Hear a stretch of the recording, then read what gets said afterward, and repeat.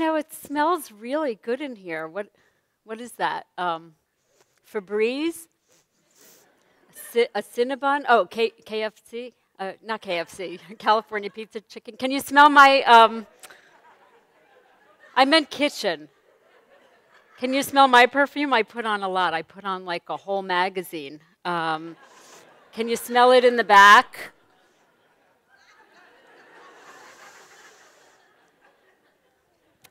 It's Channel 5.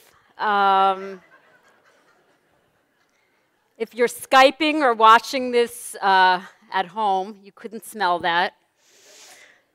So, yeah, it's devoid of smell unless we're face to face. I've been tweeting all day, so what happens at TEDx ends up on YouTube, which is great. The day has been phenomenal. Hasn't it been amazing and educational? It started this morning because I found $20 before I got here. Isn't that fun when you find money? It was just sitting there in the tip jar at Starbucks. No, I would never do that again. But I needed it, but I didn't do it. But you can't, because there are video cameras and people around me, and I was raised right. But it's CSI universe out there. But I don't know about you, I need at least 2 cups of coffee in the morning to wake up, and a nap. I'm not used to having notes or wearing the Madonna NASA thing, so please bear with me. But I'm so excited to be here today. I was talking about my phone. I'm addicted to my phone. Anybody else addicted to their phone? My husband had an intervention for me, but nobody showed up. But they texted me. And they said I had a problem, and they wanted to help me, and they gave me references. I have a lot of addictions and self-destructive behaviors. I'm addicted to ice cream. I go to a 31-step program. And I'm addicted to the remote. God grant me the serenity to accept the things I cannot change, like the channel. But I once went to an AA meeting, and I'm not an alcoholic, but I didn't want to go to the meeting with people who had my problem, because I wanted my problem to be the thing that was anonymous. So I went to AA. And if you know everybody at AA, is it just A?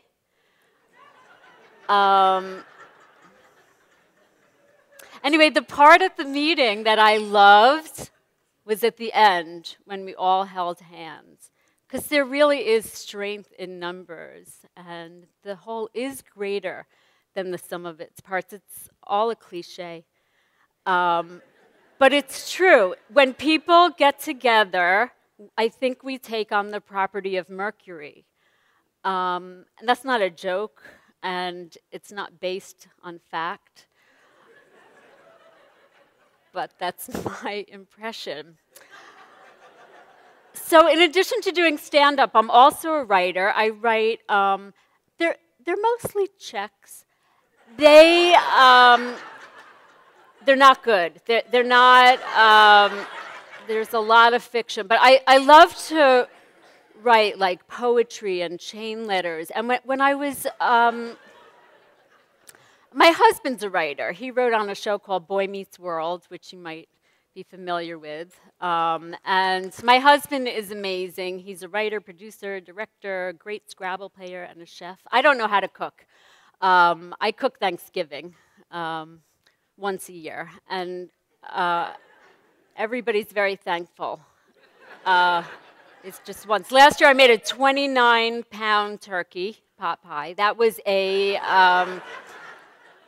really hard to stuff into my George Foreman grill. I was going to use my Easy Bake, but I had run out of light bulbs. But anyway, I've always been a writer. When I was 10 years old, I grew up in New York. New Yorkers in the audience? Long Island? Oh my Roslyn, 110 Crescent Lane. Wheatley, that's close. And I don't come from money, I come from coupons. And we always had hand-me-downs and secondhand smoke. But I had a lemonade stand with a 2-drink minimum. And my mom is an actress, so I was raised by her understudy. But I know we were talking about dreams earlier. I wanted to be a go-go dancer or a notary public. I didn't know which. Now I know I could do both. But I had a pen pal. I was in New York and she was in Seattle, and I wrote to her every week for 4.5 years. And she finally wrote back to me. And she said, stop. But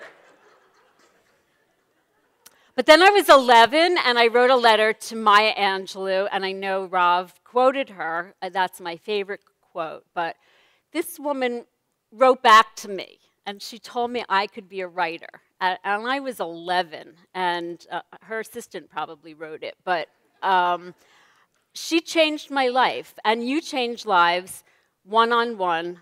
Teachers, I know there were a lot of teachers here. Teachers, and teachers, I think, should get paid more. Teachers should get paid like athletes, I think, and then we should be able to trade the bad ones. But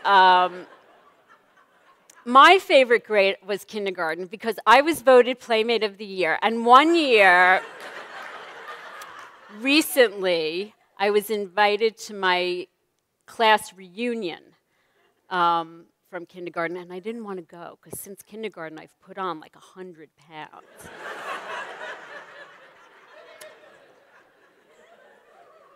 But I went, and people couldn't believe that I do this, and I spend my life flying around. My job is actually getting there. That's the work part. The play part is once I'm on stage. But I was just in Alaska. I was there for 3 days, 6 nights. I stayed at the One Season Hotel. You got that joke. One Season. The walls in the hotel were so thin that the guy in the next room was spooning me. But I can't believe I said it with my husband here, but I'm flying back, and it cost $2,200 to smoke on a plane, I found out. I had...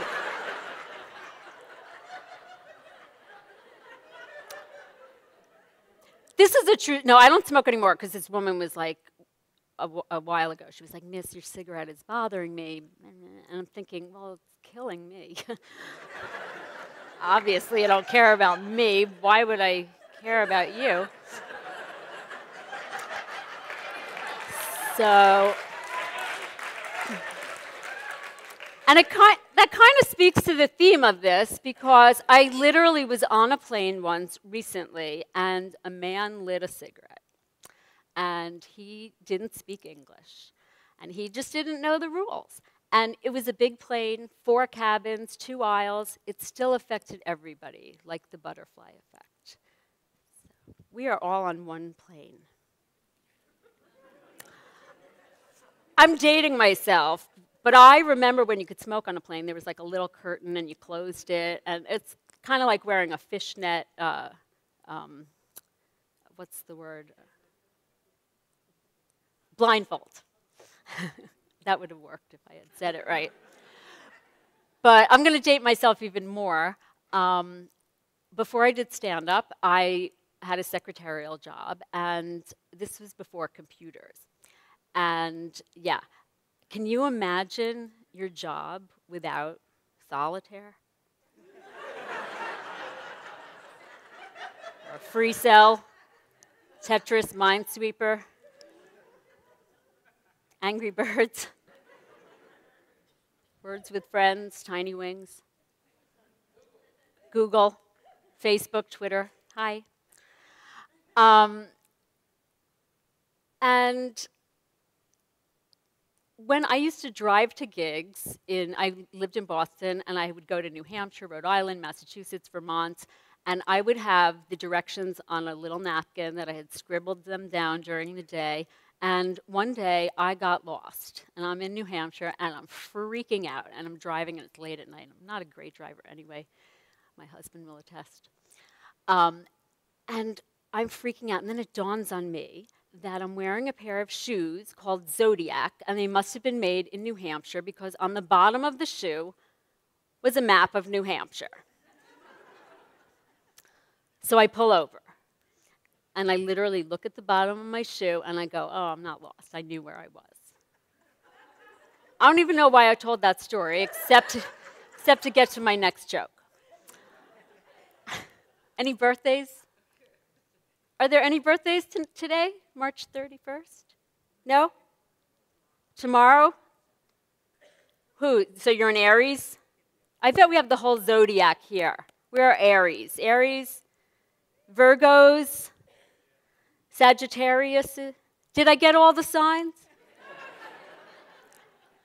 No? Okay. Where was I? Okay.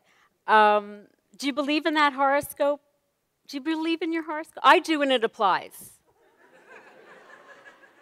But I'm a Pisces. I just had a birthday. I turned 46, and I don't feel 46 because I'm 47. So for 2 years now. And I've been telling that joke for 5. But I don't feel... How old am I? 48? 48, final answer. Very immature. I'm very immature for a 48-year-old, according to my pediatrician. But he's a stupid head. But I dated a doctor, ear, nose, and throat, and ankles. And that was... No, then I dated this really nice doctor, but he wasn't my type. And I didn't know how to break up with him nicely, so I just ate an apple a day. So... Okay, I'm 50.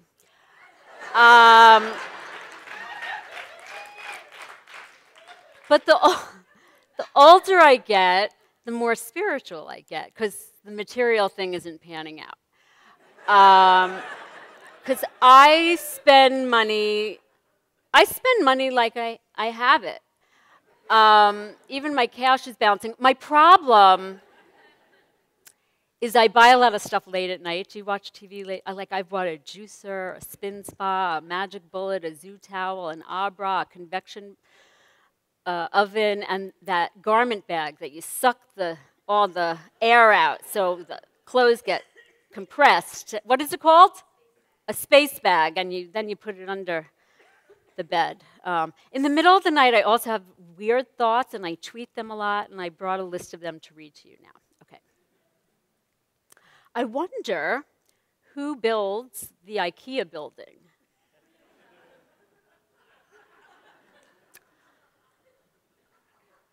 These are not all funny. Apparently. Art is the opposite of waste.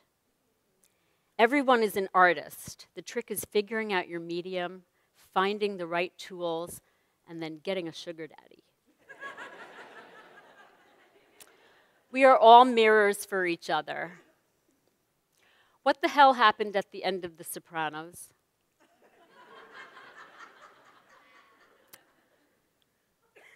What do oysters think the world is?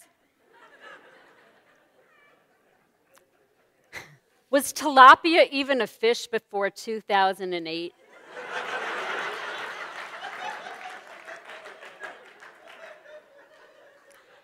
Humor is like a spoonful of sugar. I'm so overprotective of my children, I never let them outside of my body.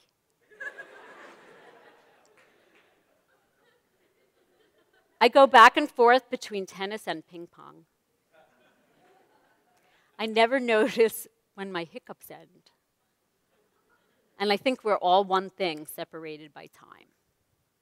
And then I fall asleep with an Ambien. No, I don't take Ambien. I've tried drinking warm milk in my coffee. That doesn't work.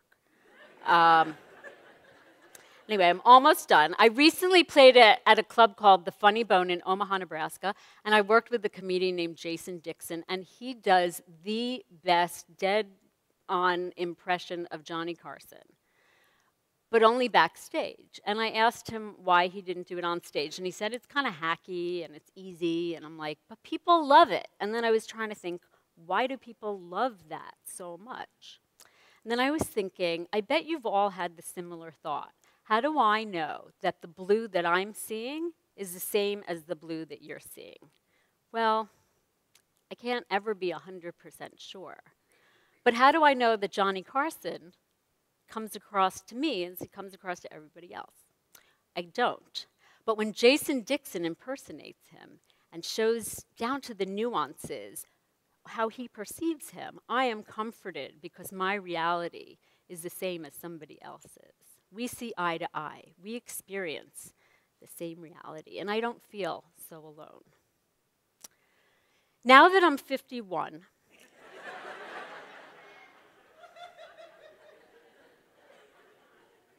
everything is falling into place, starting with my ass. And I guess it's all downhill from here, but I am going to ramp up the levity to counteract the gravity. We've all heard that laughter is the best medicine. I've heard codeine works, but there's actually a study of laughter. It's called gelotology or gelotology. And researchers have found that the benefits of laughter include increasing endorphins and dopamine, reducing pain and stress, lowering blood pressure, increasing blood flow, defending against respiratory infections, and improving alertness and creativity, even stimulating tumor and disease-killing cells. That's amazing. But wait, there's more. When you laugh, you're working your muscles, your abdominal muscles, your face muscles, your legs, and your mood is elevated.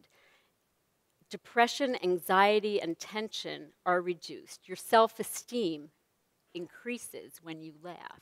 I used to have really low self-esteem. Like, for an example, if I had to complain about something, I would only ask to speak with the assistant manager.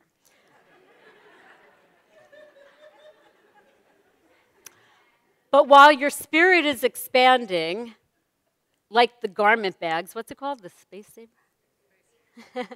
Your body, the air is sucked out of you, and we can get closer to each other. And this is what I think. While laughing is healthy and self-constructive, the healing is exponential when we laugh together. And I'm going to take this even one step further. I think it's all about breathing together, not just laughing. I think it's constructive when two or more people breathe together. So whether we're in a yoga class or at a sports event, a concert, a rally or parade, at a movie, a funeral, a surprise party, a drum circle, or a flash mob, or just all of us trying to smell my perfume at the same time, we begin to breathe together like we did today, and we inspire each other, and that sets the stage for growth. Thank you.